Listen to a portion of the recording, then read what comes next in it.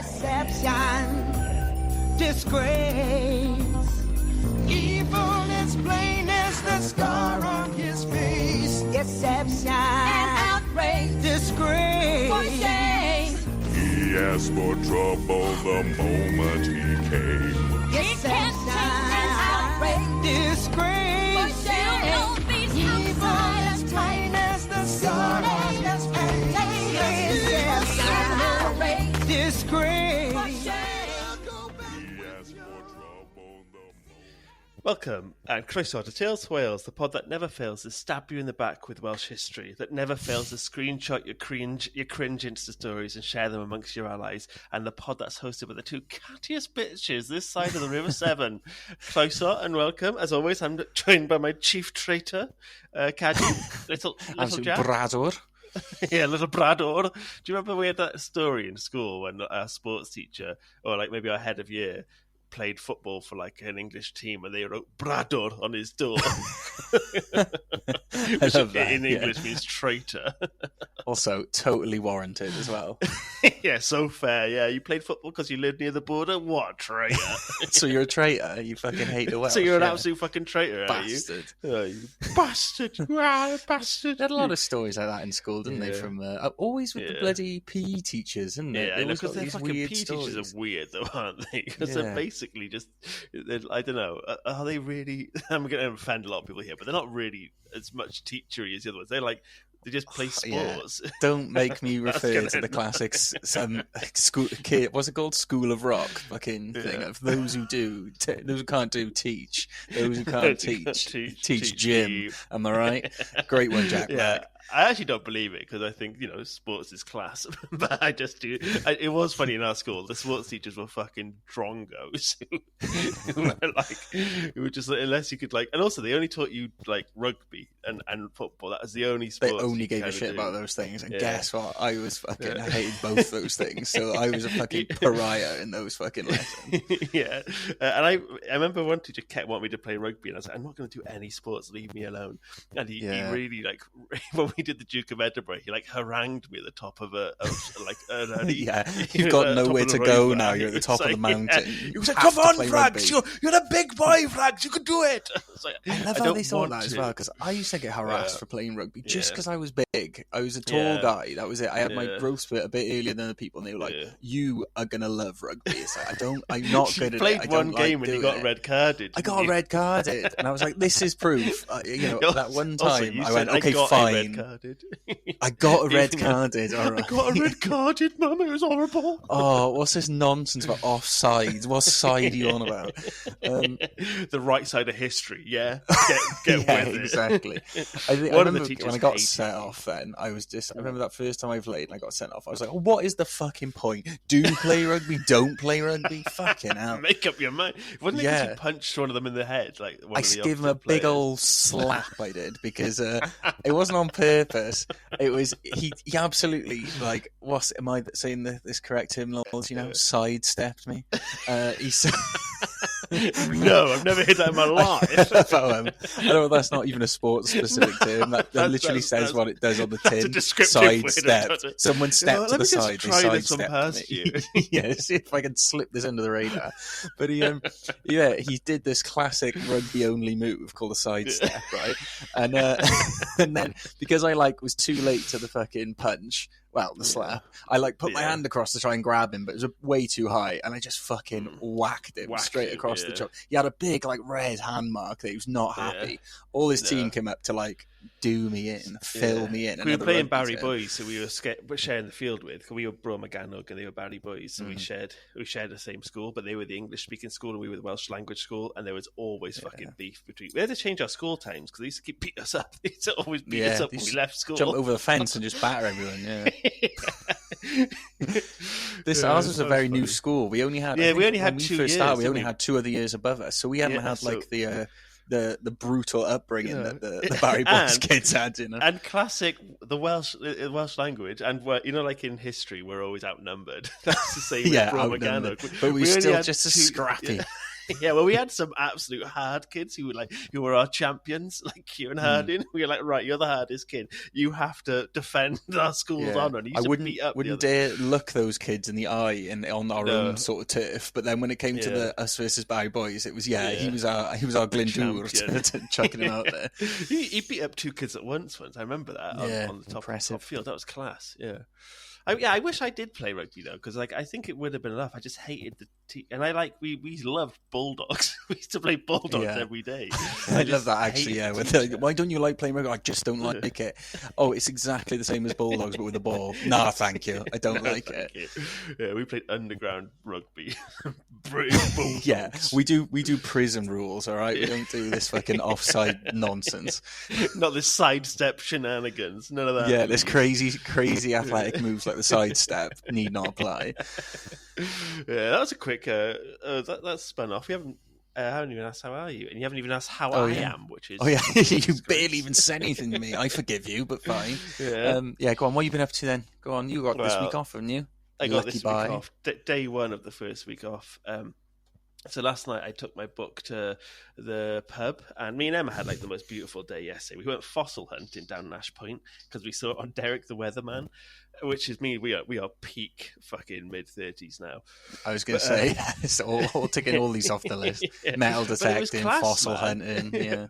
We went down there. She went for a run in the morning, and I got a few secret bagels in while she wasn't looking, so I had a I had a sausage bagel behind her back, and then she came back and was like, "Oh, should we have some bacon bagels?" Some covered. And then you have to say yes. Then don't you? Yeah, I'm starving. I haven't had anything today. Yeah. I've not had a morsel in my life. Sweeping the crumbs viciously off the fucking coffee table.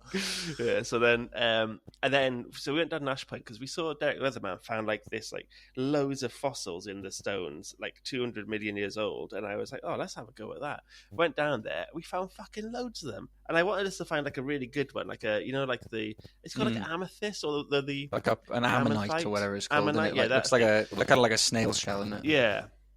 So we were looking for that, and we did find one. But we were there for about an hour. We found a bunch there, but that's the one I wanted to find. So we found that one, and then we went for a little wander. And it's you can find them quite easy, can't you? Fossils. I remember doing the same thing when I was younger, but it's a good one is hard to find, a proper. Only in this part of they're very easy to find here because this is where we have loads of dinosaurs footprints and dinosaur skeletons and stuff, and it's because of the the rocks and stuff down there, they're all layered. They're all from when Wales was much closer to the equator, and it's where an eruption happened. So there's loads of fucking fossils down there, and it's a hotspot in the UK for finding them. So people go when we left, we saw 2 guys go down there with chisels to crack open ones to find more. You were you fucking losers as you're going off with your bag full of fossils. Yeah. We were doing the old leave no trace, so we were just trying to find them naturally. But these little fucking hunters were there with their pickaxes. Very much leaving traces, fucking picking up the rocks. Yeah, it's a really, really popular place to go to find them because there's there are loads of them. And when I was younger, I just thought that was everywhere. I just thought that was the norm. But yeah, it's because of the sediment, all the fucking rocks. Don't realise how blessed we are in this country. We haven't got a clue how good we got it, have we? And we got bloody castles on our doorstep here, mate.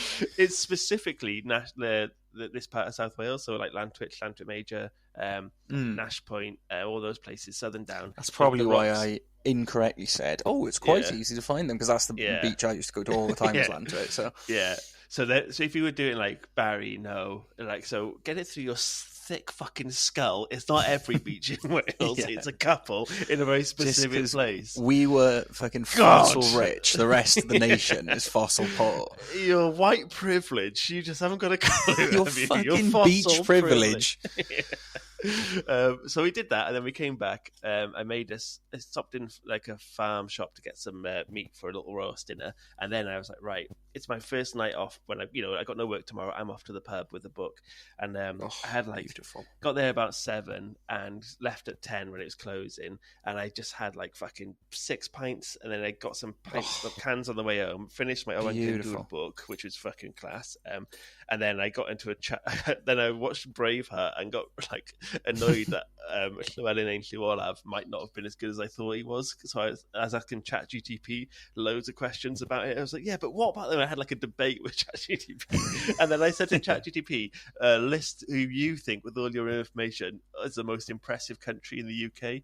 And then it said Wales. And I said, you better say Wales. Well, it said Wales. And I said, are you just saying that because we've been speaking about Wales for the last like half an hour? And he was like, oh, yeah, you got me. It was. That's bias. I was like, what the fuck? Don't say I got you. You're can you not be such a bum-licker, ChatGPT? For fuck's sake, have your own opinion.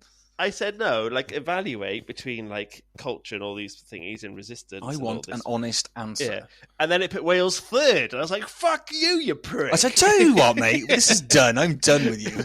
It gave England first, Scotland, Wales, then Northern Ireland. And it gave a reason why. And I was like, well, you're a fucking cunt, mate. I'm done with you. So then I was in a bad mood because I argued with AI. ChatGPT, registered Anglophile right there. Fucking ridiculous. Yeah.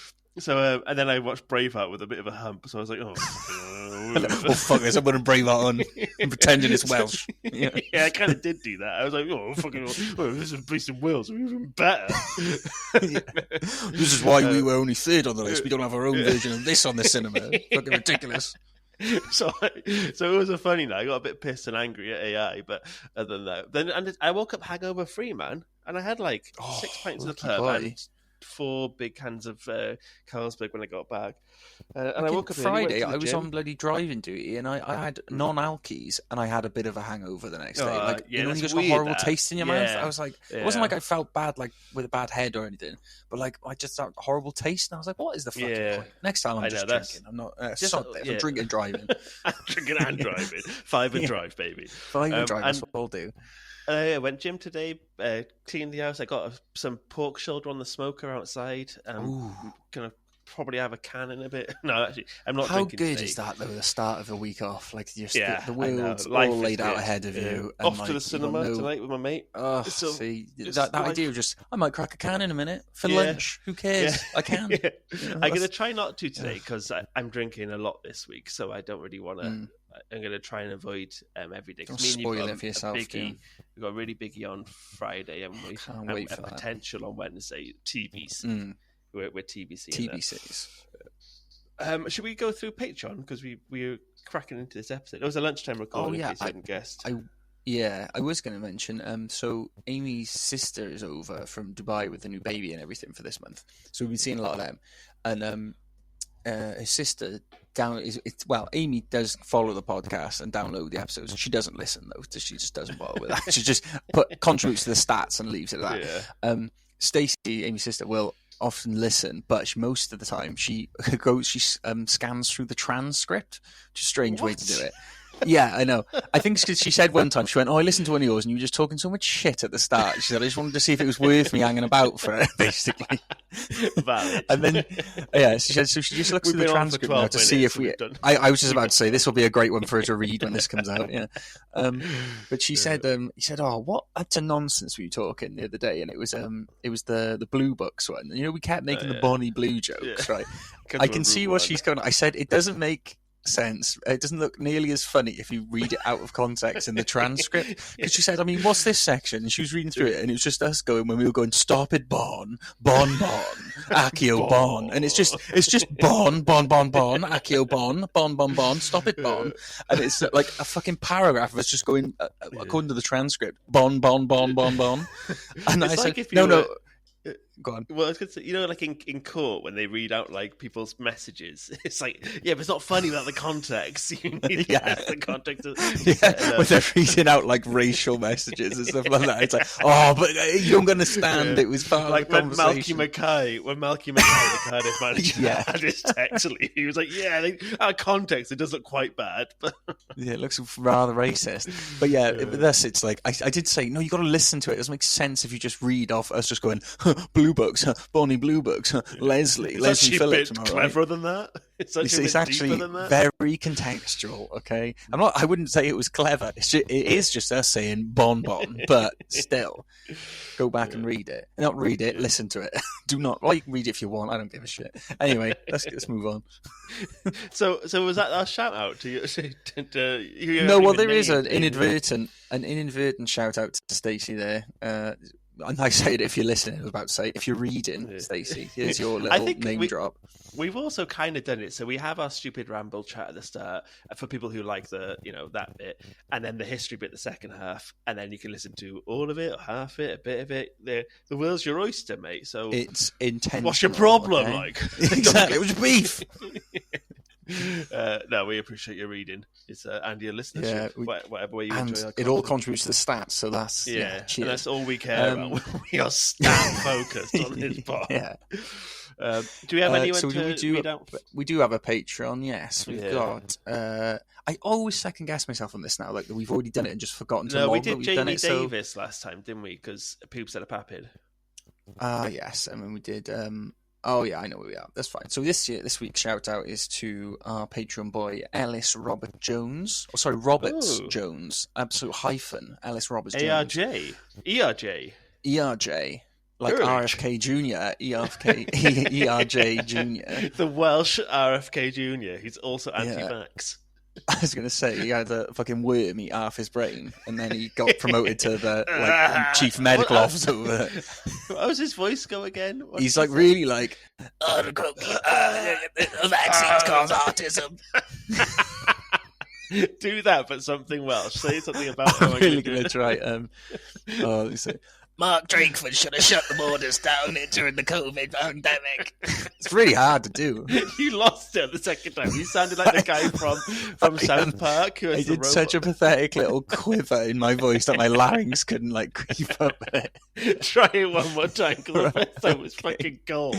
All right, let me try. Let me set myself up. Get into character. Yeah. Mark Drakeford. I can't do it. I've lost it. It was a one and done. Oh, it was a one and done special. Sorry. The vaccine. No. That was a good start. That was a really good start. Should you ever listen to how he sounds like RF? No, it's all right. We'll work on it for next week's episode, right? We're going to come back with the strongest RFK impression you've ever heard. Ellis, you'll get another shout next week, okay? When we will perfect our RFK Let's Jr. leave a note here. Perfect our RFK Jr. impression. That's going to be great. Which we know we'll Stacey forget on that week. She'll be reading through, going, "Why are they just going on about Mark Drakeford with?"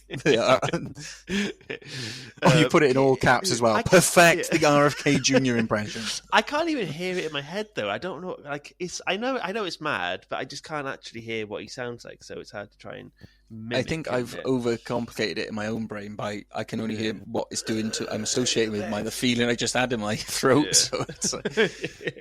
It is mad that he's meant to be in charge of health when he sounds like he's about to fucking. He's got a worm-riddled brain. Put that guy in charge of the health. He sounds great. Yeah, he sounds great. He's going to make some sound decisions. Yeah. But Epstein in charge of child education. Exactly. Yeah. Oh, it's batshit. What's the world like? These days? It's crazy. It's Can we crazy, turn 2017 on and off again? You don't have to be crazy, but it helps. All right, come on, you little Brador. Right, sorry, yeah. Now's the time in the transcript, if you're reading, where we're going to get into the serious shit, all right? Yeah. The boring bit. Oh, the boring. Turn off now if you're here for a laugh, am I right? Right, so this week even, I'm going to be talking chirping on about a fella from the olden days named Owain ab Edwin of Tegangle, a.k.a. Owain the Traitor, a.k.a. Owain Vrador in Welsh. Dedicated episode to a backstabbing little turncoat this week. Owain was the lord of a cantrev called Tegangle towards the end of the 11th century. And just if everyone's wondering, Tegangle is spelt quite weirdly. It's like Tegeingl. So you might struggle with the pronunciation. I had to look up how to say it because I was like, that's hard even for a Welsh word. Another Chaperone fucking classic you bring into the second one. For the listeners, before we went on, it sounded like Franks was just listening to Pink Pony Club to like gear himself up. Gear myself up because I was in a bit like we were having some tech issues and I was getting a bit fed up. And then Jack just heard the Pink Pony Club. It just happened to be playing on my. It's like, I just need to center myself a minute, Jack. Just 2 seconds. Yeah. Right. So anyway, yes, Owain he was the lord of a cantrev called Tegengel, like I said, 11th century or late 11th century. For those who don't know what a cantrev is, we've mentioned this a few times on the pod. Basically, it's like a medieval land division that they used in Wales. A cant is the Welsh word for 100, trev, Welsh word for town, and originally a cantrev would literally be an area that comprised of 100 towns. This wasn't the case all the way through the medieval period. They changed sort of what a cantrev was, but originally that was what it meant, was 100 towns. So quite a big area. In any case, Owain was a lord of one called Tegengel, as I mentioned, and he was a ruler of both Mercian and royal Welsh blood. So on the Mercian side of things, he was related through his grandmother to Edwin, Earl of Mercia, and Leofwine, who was the eldorman of, and I know I'm going to say this wrong, is it Hwich? Hwich. It's HWICCE. Yeah. It's a tough one to. Hwich, I don't know. Anyway, place in Mercia. Place in Mercia, anyway. Never bloody heard of it. Doesn't exist. It's across the border. Who gives a shit? Yeah. Sounds like English to me. Don't care. Yeah, English nonsense to me. On the Welsh front, though, he was great-great-great-grandson of none other than big boy lawmaker Hywel himself. So he was he had quite a good pedigree on the Welsh side as well. He was also nephew to Bleddyn ap Cynfyn, who we have mentioned before. He was one of the two brothers that were placed on the throne of Powys by the Normans between 1063 and 1075. Yeah. So we had like these different relations that were quite big time Welsh rulers. He ascended to the lordship of the cantrev after his father Edwin died in 1073. Edwin was actually given the lordship of Tegengel by Griffith ap Llywelyn himself, so the one ruler who managed to unite all of Wales. So that's quite a big connection as well that he's out there. So Tegengel was located in the eastern part of what was known as the Perfedd Wlad, a stretch of land between the River Conwy and the River Dee, and was historically part of the Kingdom of Gwynedd. If you've got a general idea of Wales's map, it's kind of like just east of the middle of North Wales, if that makes sense. And Perfedd Wlad means something akin to like Heartland in Welsh. So it was it was quite like a sought after bit of land in Gwynedd. Tegengel and the Perfedd Wlad as a whole was under the control of the Anglo-Saxons for several centuries and often changed hands between them and the Welsh. As we've mentioned before, the more east you are in Wales through like the medieval period, just the more your land changes hands, basically, because you're constantly getting invaded and then like what's the opposite of being invaded? If you're invaded, then retaken by the Welsh, you know what I mean? If switching hands a lot, because it's always regained and lost. The east of Wales is always stuff like that. So then in the 1080s and 90s, the Normans, led by Hugh de Franches, first Earl of Chester, made several attempts to invade North Wales, and in 1081, Owain threw his lot in with the invaders after his ally, Trehearn ap Cradog, who was Prince of Gwynedd, was defeated at the Battle of Mynydd Carn. This side switching earned him the nickname Bradwr, or traitor, amongst the people of Wales then. So when his ally, the King of Gwynedd, was defeated, he decided to switch sides and team up with the Normans. Classic. Dirty turncoat, yeah. It was around this time, actually, after his mate Trehearn lost the throne of Gwynedd, that he made a challenge for the throne of Gwynedd himself. He used his links to... Exactly. I jumped up a little tart. He used his connections to Bleddyn ap Cynfyn as a recent ruler in Powys. He like sort of threw that out in the mix to be like, oh, I'm kind of like a royal blood myself, so I should have it. Some sources say that he was completely unsuccessful in this and he never even got like a whiff of the throne of Gwynedd. Others say that he was on the throne for like a very, very brief time, but not enough to even like sort of count amongst the history books, essentially. It wasn't not even a warrant meant. It didn't even make a blip in history. So fast forward then to 1098. And Owain actually took part in a massive invasion of North Wales, once again led by Hugh de Franches of the Normans, and including a guy named Hugh of Montgomery, 2nd Earl of Shrewsbury. This overwhelming force forced the then King of Gwynedd, Griffith ap Cynan, to retreat to Ynys Môn, or Anglesey.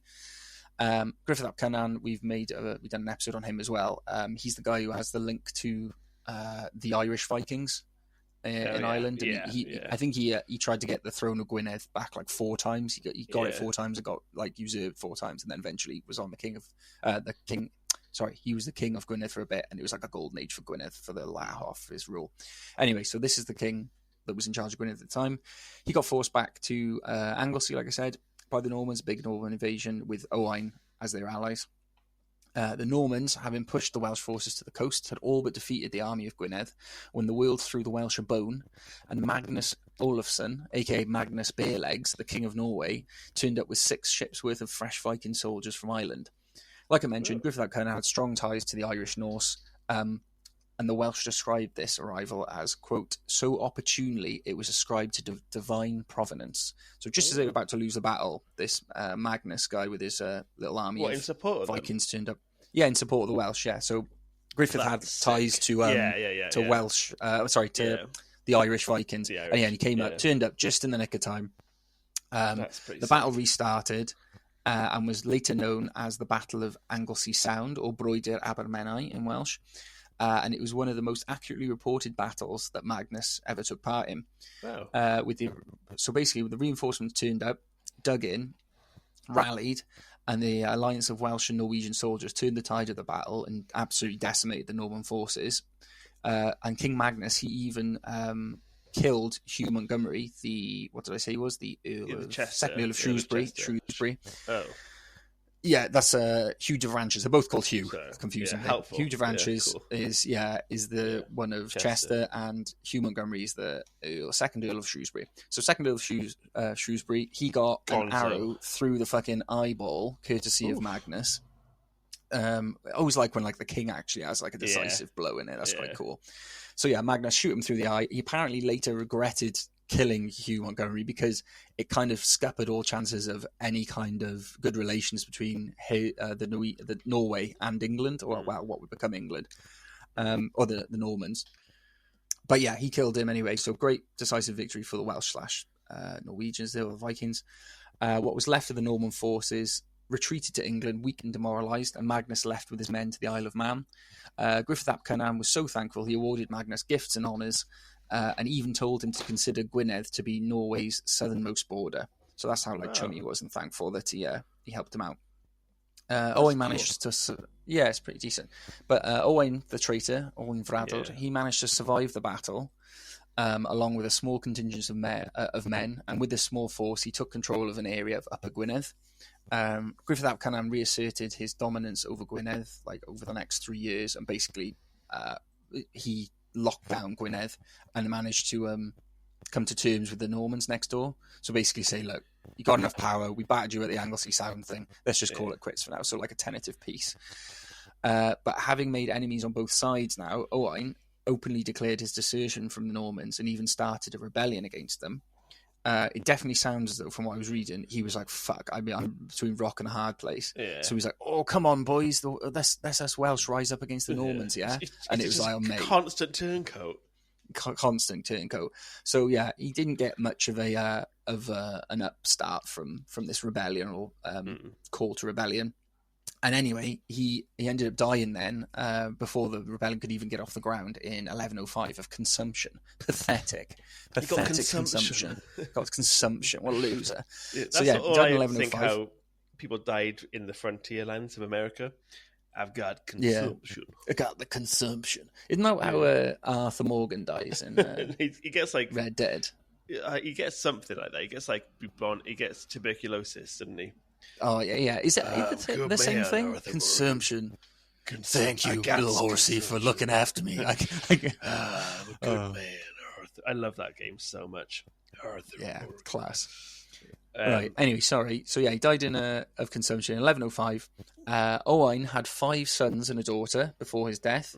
But in 1125, one of the sons of Griffith ap Cynan, the king of Gwynedd I just mentioned, he slaughtered all of Owain Vrador's sons. So ended his line of succession, essentially. Yeah. Any reason? I think it was like still bad blood between them from the generational thing, and he just felt, fuck it, I'm going to kill him. Blood. And he probably thought no one would give a shit about killing a guy named the Traitors kids. What? So, you killed the Traitors? They're such a lovely guy. Yeah.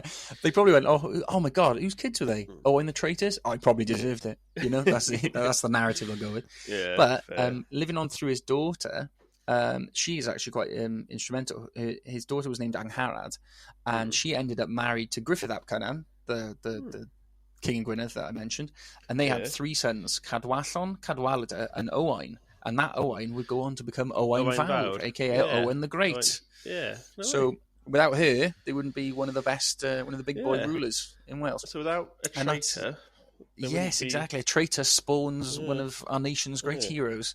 And that's it, basically, for Owain Bradwr, Owain the That's Traitor. really cool, man. It's a shorty, but I thought, we don't usually cover like a whole episode on like dirty little turncoats, do we? But they normally just play a little role in a bigger story. And I do like, doing these lesser-known people in history. That's sort of what the whole pod was about, wasn't it? Exactly. And I did like the whole... last minute Hail Mary, the Vikings turn up to help the Welsh. Yeah, that's thing. class. That's something out like Last Kingdom or something. We'd be buzzing to see something like that on telly or something. Yeah, like I said, say to ChatGPT last night, it's a real shame we haven't got more Welsh cinema. What do you mean third in the list, you stupid machine? I've got I got one more book to go through, but then I want to do an episode on who we think is the best leader out of the best Welsh hero out of Owain Glyndŵr, Llywelyn Fawr, and Llywelyn ein Llywolaf. But I also think we should one night do like the best one. So like you said, that the King of all Wales, Griffith, the only person to ever rule all of Wales. We should include him, Owain Fawr. Some others, just to have like a get the big boys, the most accomplished, and debate who we think personally is the best. And because I last night was having a real think about it, and because I started off never really being that impressed with, never loving Owain Glyndŵr because people have a go. Yeah, we used to always say, isn't it, that it's like, it was only because of a land deal went bad, blah blah blah. But it's obviously a lot more complex than that. And also, what he's inspired was like a genuine rebellion in Wales, where the others were mostly Gwynedd controlled or not, whereas this here was literally all of Wales uniting, and it was like peasants. Some people call it the Peasants' Revolt or the Peasants' Revolt of Owain Glyndŵr. Like it was a people's revolt. People were like all over burning the fucking shit out of everything. Yeah, Wales was literally on fire for like 15 years. And my views on him, but then also Llywelyn Fawr was fucking amazing, and he has a really complete story arc. So that's just an episode for another time, but that was really good. I like that, Kaj. A nice quickie. I got to go look after my smoked meat now, mate, so enjoy. Fair enough. Life. What nobler cause there is. Diolch yn fawr yn gwrando. Thanks for listening, guys. Catch you later. Guys.